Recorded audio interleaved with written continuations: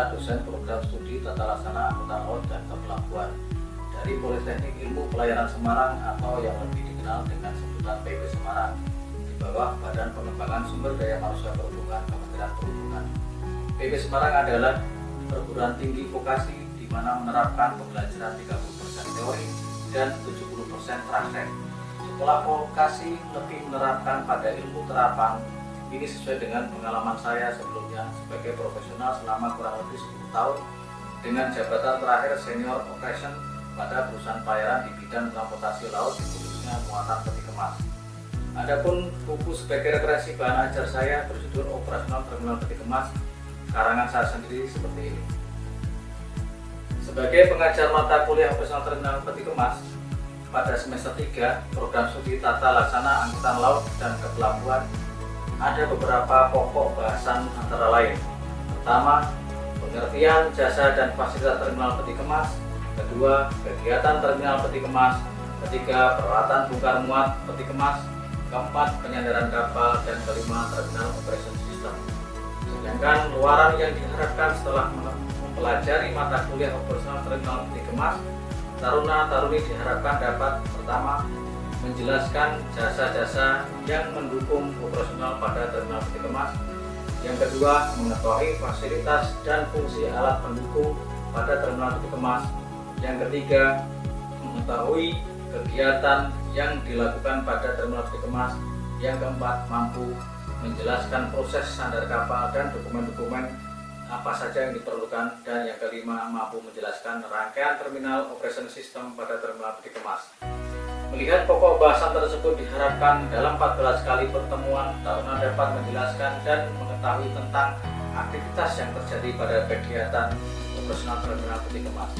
Dalam memberikan pembelajaran, saya menggunakan metode DIA, yaitu Delivery, Interaction, dan Assessment, atau penyampaian, interaksi, dan penilaian.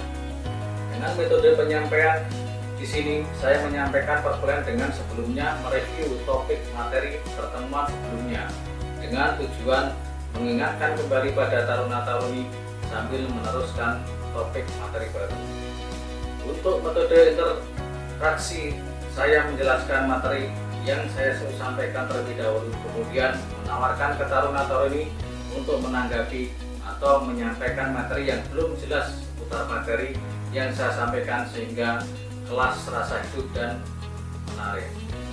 Sedangkan metode asesmen dengan memberikan tugas-tugas individu maupun kelompok yang sifatnya tugas pertemuan ataupun mid semester yang dilaksanakan pada minggu ke-8 serta ujian akhir semester pada minggu ke-16. Untuk pengembangan pengetahuan, taruna-taruni juga diberikan keleluasaan mengeksplor kegiatan pelabuhan terminal peti kemas di mancanegara untuk digunakan sebagai pembandingan dan sebagai bahan diskusi kelas.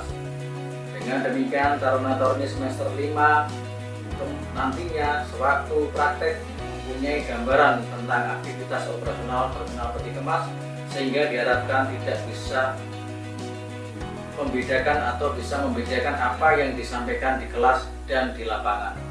Berikut, mari kita saksikan cuplikan video pembelajaran saya di kelas. Warahmatullahi wabarakatuh. Waalaikumsalam warahmatullahi wabarakatuh. Selamat siang semua taruna-taruni semua. Oke, perkenalkan nama saya Fajar Translasi. Saya pengampu untuk materi operasional terminal peti kemas ya. Ini CV saya mungkin nanti bisa dicatat mungkin untuk konten-konten dan lain-lain ya. Oke, baik, untuk materi yang akan saya bawakan di sini untuk pertemuan ini untuk melanjutkannya kepada kita tentang jasa kepelabuhanan ya. Jadi jasa kepelabuhanan di sini adalah ada tentang pelayanan kapal, terminal penumpang, pelayanan kendaraan, elektronika listrik, air bahan bakar, dan pengolahan limbah.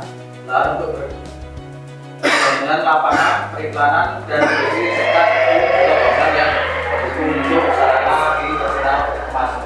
Ini dari jasa kepelabuhan ini yang kemarin sudah materi pertama yang sudah saya sampaikan. Ada mungkin yang mau ditanyakan? Ada yang mau ditanyakan? Silakan. Oke, kalau begitu akan saya lanjutkan untuk slide yang kedua, yaitu tentang kegiatan bongkar bongkar muat dan penyandaran kapal ya. Jadi di sini pelayanan kegiatan bongkar muat di pelabuhan itu ada yang disebut dengan stevedoring, cargo-dooring, dan receiving delivery. Jadi dari pelayanan kegiatan bongkar muat ini di sini ada kapal menunjukkan gambar kapal melakukan kegiatan bongkar muat ya. Jadi kegiatan bongkar muat di sini ini adalah yang disebut dengan stevedoring. Jadi membongkar atau menurunkan muatan dari atas kapal atau dari dermaga ke atas kapal itu disebut dengan stevedoring. Jadi kegiatan stevedoring itu cuma mencakup tentang bongkar muat di atas kapal dan di dermaga. Setelah itu barang dari dermaga masuk ke gudang. Jadi gudang lini 1 itu kenapa gudang lini 1? Gudang lini 1 itu adalah gudang yang diperuntukkan untuk barang-barang yang tidak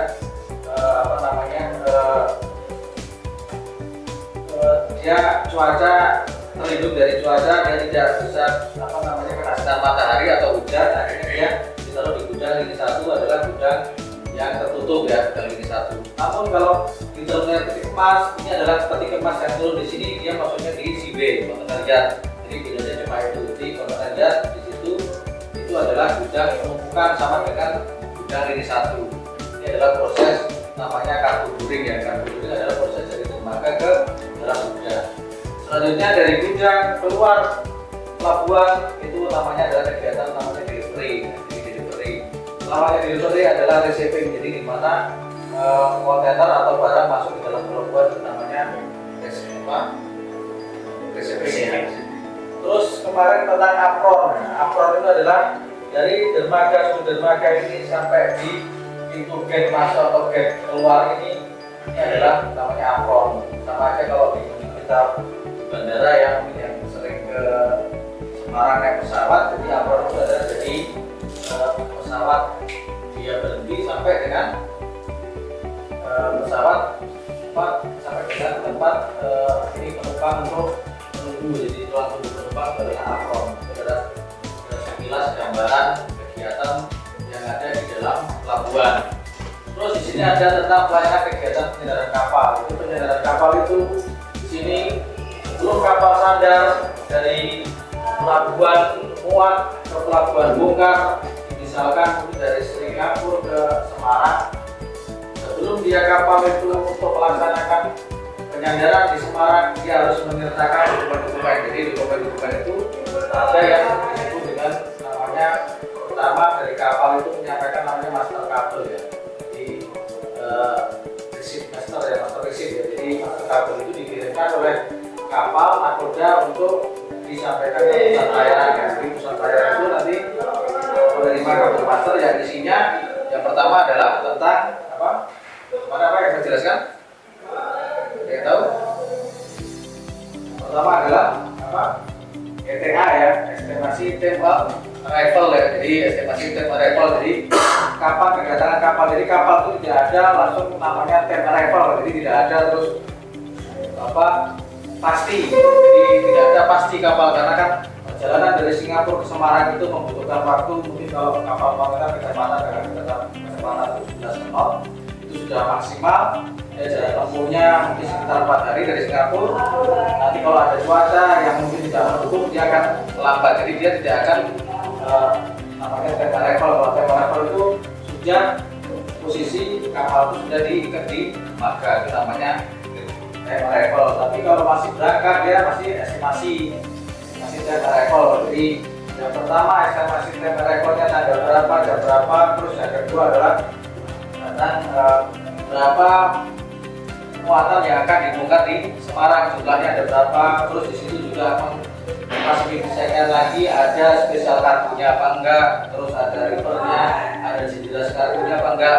Itu adalah data hukum yang akan disampaikan dari master kabel ke pelayaran. Jadi nanti dengan data tersebut nanti perusahaan pelayaran nanti mengadakan rapat dengan PPSH satu atap.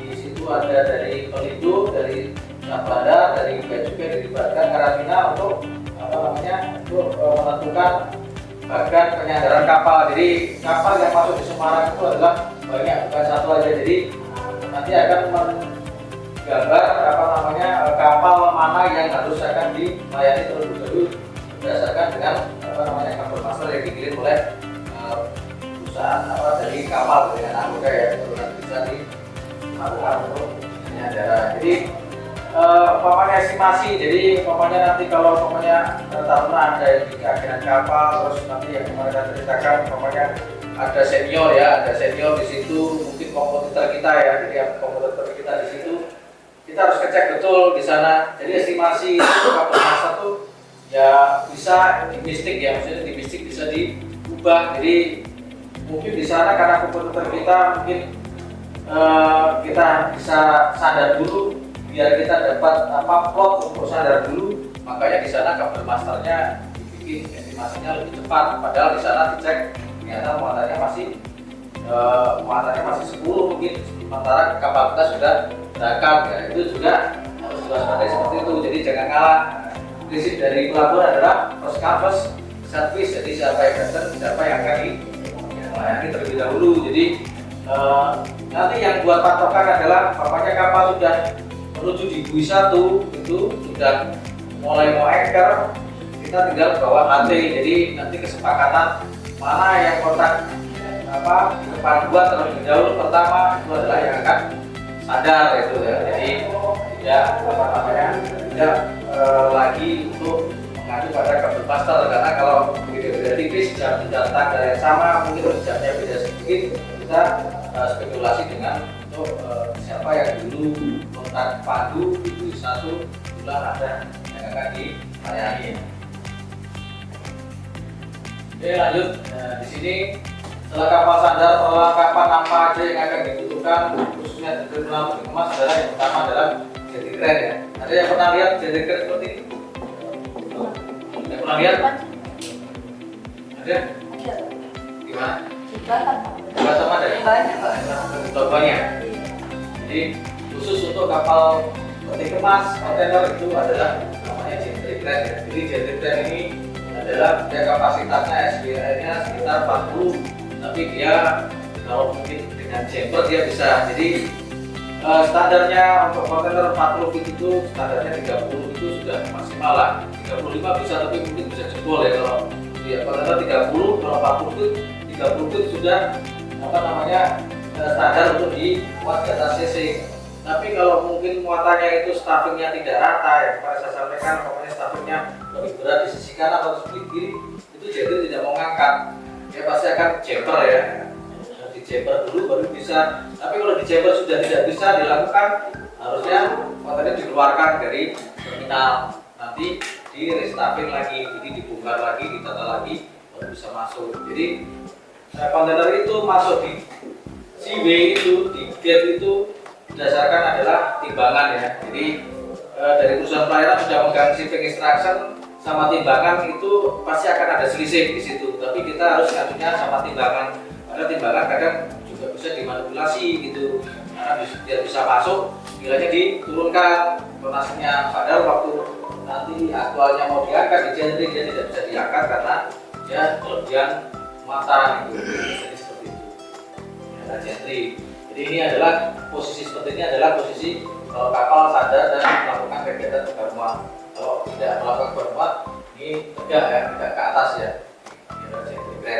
Dia menggunakan listrik ya, bahan bakarnya listrik, tidak menggunakan solar, tapi dia menggunakan bahan bakar listrik dengan rel ya. Ada rel, dia tidak bisa belok, dia cuma lurus ke kanan dan ke kiri. Dia juga punya sensor ya, punya sensor yang untuk aktivitas di pelabuhan itu namanya idle time ya. Jadi idle time itu kalau mungkin di kapal-kapal general kargo yang ngangkut beras yang masih kantongan itu, makanya kontainer lebih efisien karena dia lebih tertutup ya. Jadi kalau idle time itu maksudnya idle time adalah waktu yang mengurangi kegiatan tukar muat selain jam istirahat, namanya ada hujan gitu, hujan menutup palka itu dihitung namanya idle time. Tapi kalau umpamanya kontainer tidak ada, kalau hujan biasa dia tetap bekerja, nggak akan berhenti karena dia tertutup, muatannya tidak akan kena air, kecuali kalau ada kecepatan angin mungkin yang badai, mungkin kecepatan di atas 30 knot, dia akan sensornya akan berbunyi, dia akan otomatis berhenti. Walaupun dia posisi muat mungkin masih di tengah-tengah seperti ini, ngambil muatan kontainer, dia akan berhenti otomatis, dia tidak bisa turun dan bisa naik karena sensornya bunyi. Nanti baru kalau setelah reda anginnya baru dia nanti bisa normal kembali. Terus yang bawahnya ini adalah RTG ya, Reference Trade Gantry. Kita tahu posisinya di mana ini? Letaknya di mana? Kalau ini di dermaga, kalau ini di mana? Di tengah lapangan, Pak. Tengah lapangan. Di Namanya apa? tengah. Tengah lapangan. Namanya di CW ya. CW ini di Gudang Besi 1 atau CW. Jadi di sini sebetulnya banyak kontainer di sini di bawahnya ini cuma fotonya cuma satu, tapi sebetulnya ini banyak sekali di sini. Jadi banyak sekali foto di kontainer di sini di bawahnya ini. Ini adalah gantry. Kalau yang manual ini masih pakai operator ya, ada operatornya di sini. Ini gantry juga ada operatornya di sini. Kalau gantry masih semua pakai operator yang di atas. Tapi kalau yang RTG ini sekarang di Semarang juga sudah punya 5 unit yang tanpa operator ya. Operatornya cuma di ruangan. Jadi dia cuma pegang stick aja. Perempuan juga banyak yang butuh. Jadi satu operator bisa mengoperasikan 2 sampai 3 RTG. Di ruangan ber-AC, tidak panas-panas. Dia cuma main stick kayak main game aja. Karena dia mainnya sensor. Jadi dia begitu ngambil kontainer, dia langsung otomatis stack. Jadi stack itu maksudnya itu dia lokasi penempatan blok itu langsung sesuai. Dia langsung pindah sendiri. Nanti stackannya langsung berubah. Jadi kontainer yang mau membongkar atau memuat di sini dia cuma memakai barcode. Dia masuk di gate, dia pakai barcode. Nanti dia RTG ini akan berjalan sesuai barcode yang sudah diinstruksikan ke RTG ini. Nanti trailernya tinggal mengikuti, nanti tinggal ditaruh di chassisnya, itu selesai nanti langsung di sini sudah akan kelihatan posisinya kontainer itu sudah termuat atau receiving atau delivery.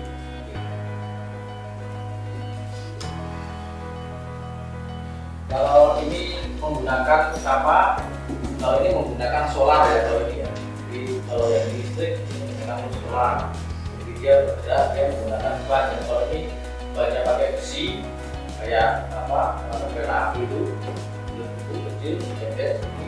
Tapi kalau RTG ini besar, mungkin besarnya sampai hampir 2 meter kurang lah, mungkin kalau yang besar ya. Jadi ini kalau di lapangan kita resikonya memang luar biasa, banyak sekali alat berarti ini harus kita hati-hati ya. Ini ada kejadian kalau di Semarang itu RTG ini kan dia ada talinya, jadi begitu istirahat talinya menguat dulu pakai RT, beda ke blok mana, gitu. Ternyata dulu pas di sini sebelah depan di sini tidak dilihat dulu sama talinya, jadi ada orang yang bersandar kakinya di atas kontainernya begini, perutnya di bawah begini. Nah, jalur rel ini udah hancur di situ, sering seperti itu. Jadi harus waspada di lingkungan CW, jadi harus hati-hati ya. Oke. Lanjut lagi di sini peralatan berikutnya di sini adalah ada namanya ship crane ya. Ship crane itu kapal kontainer juga menggunakan, ada yang menggunakan masih ada ship crane ya. Jadi kalau kontainer yang masih semi kontainer bukan full kontainer dia masih menggunakan namanya ship crane ya.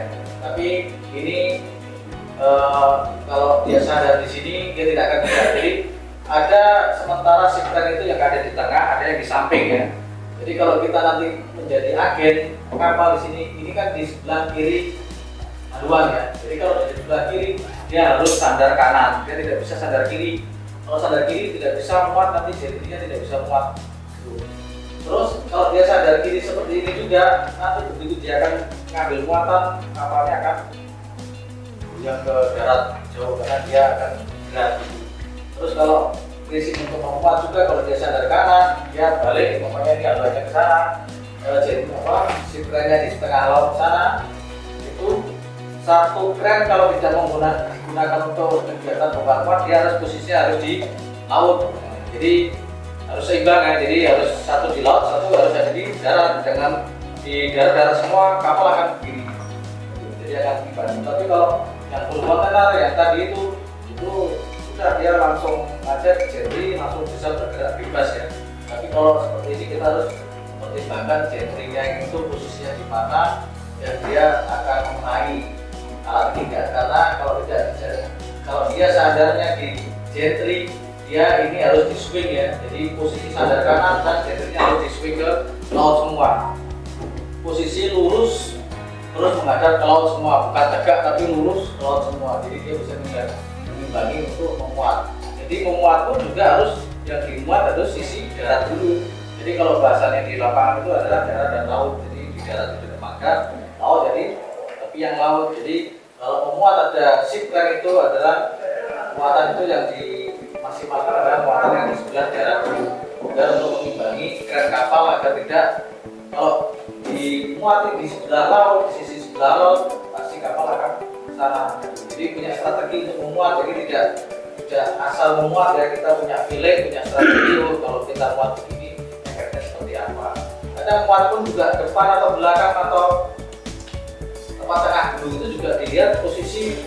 Kalau mungkin muatannya bongkaran itu Semarang semua, oke, mungkin dari depan selisih satu palkan dia masih bisa. Tapi kalau umpamanya yang dimuatin cuma sebagian tidak dibongkar semua, kita harus memperhatikan trimming kapalnya ya. Jadi trim kapalnya itu harus tahu. Jadi nanti tata laksana harus tahu juga tentang CPM dengan trim juga harus tahu. Jadi kapal itu trimnya bagaimana. Kalau lihat trim bagaimana? Oh kita di dermaga aja itu kapal mungkin agak condong ke atas haluannya, berarti trimmingnya terlalu tinggi. Berarti kalau trimming terlalu tinggi jangan dimuatin di belakang, harus dimuatin di depan dulu, karena setiap palka itu ada sirkuitnya ya. Jadi sirkuit itu adalah besi untuk melancarkan muatan itu kontainer bisa masuk ke dalam palka. Jadi ada bingkainya. Jadi kalau kita muat di belakang sementara trimmingnya dia naik haluan, itu pasti yang nanti akan muat di depan akan tidak bisa muat, tidak bisa masuk kontainernya karena tidak even kill itu dimana kan itu lurus, kapal itu tidak lurus. Jadi dibuat kapal itu biar lurus, nanti muatannya juga enak. Jadi yang berikutnya yang keempat adalah rest stacker ya. Rest stacker itu apa? Rest stacker itu adalah kegunaannya untuk di CB juga bisa, tapi khususnya CB adalah muatan diperuntukkan untuk muatan-muatan yang empty ya, empty container ya, karena dia kapasitasnya untuk mengangkat kalau full dia tidak akan tangguh. Dia jaraknya juga bisa sampai 10 sampai 10 meter bisa masih menjauh ke sana, tapi dia yang bisa diambil cuma muatan empty container. Tapi kalau full dia tidak bisa akan patah. Ini juga mesin penggeraknya untuk setirnya itu juga dia di belakang ya, jadi kayak forklift ya, bukan di depan ya, tapi dia belakang yang mutar rodanya di belakang. Jadi bahayanya seperti itu juga, kita setelnya di belakang begini nanti akan ada kasus yang banyak atau bulan. Jadi menaikkan, menurunkan, lift on, lift off kontainer. Jadi kalau kita salah memuat dalam memposisikan dalam kontainer juga nanti ada biaya kemarin yang saya sampaikan. Biaya di situ adalah biaya untuk engine kargo ya. Jadi lift on sama lift off itu akan mahal sekali. Jadi untuk satu kontainer bisa sekitar 2 juta sekian karena US dollar ya. Jadi kalau kita muat kontainer di atas kapal kita harus yakin dan harus sesuai dengan SOP yang sudah kita sampaikan ke user. Jadi kalau ngomongnya kita ada nanti ada perubahan, itu reformnya nanti akan kena cas.